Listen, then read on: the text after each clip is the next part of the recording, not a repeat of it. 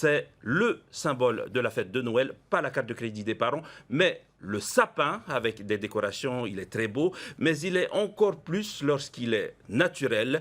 Depuis 2 ans, Tayana Juventin en cultive 200 pour les fêtes de cette fin d'année. Laure Philibert et Matay Hourey se sont rendus sur les hauteurs de Mataya pour vous offrir ces images. Regardez. Ils ont la tête en forme d'étoile, les branches qui montent vers le soleil et les épines souples. Ces sapins ont été nourris et choyés tout au long de l'année par la famille Juventin. Depuis quelques jours, le moment de les livrer dans les familles est arrivé.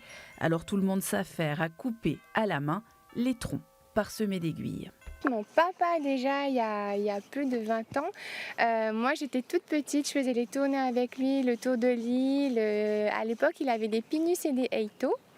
Et c'était des dépôts dans les magasins. Donc voilà, c'était toutes les périodes de Noël. Je passais mes journées avec lui chaque vacances. Et c'est resté, c'est quelque chose qui est resté. Et ça, voilà, qu'on a essayé de maintenir. Papa s'est arrêté, on a continué derrière. Par contre, on a continué avec une autre espèce. D'abord installée à Toahotu, la famille a dû agrandir sa sapinière pour répondre à la demande de conifères naturels. Elle est à présent dans la montagne et on voit ses arbres jusqu'à Bora Bora. Il faut choisir les bons sapins, il faut les emballer un par un. On doit les passer au phyto, on doit les mettre en palette. Ça demande du temps aussi d'organisation. Après la découpe, l'heure est aux livraisons pour Tayana, son fils et son époux. Quand ils arrivent dans les foyers, c'est vraiment le début des fêtes de fin d'année. Pour les enfants, c'est plus authentique. Ils aiment bien et puis on décore ensemble. Et puis c'est le fait aussi qu'à la fin, il meurt.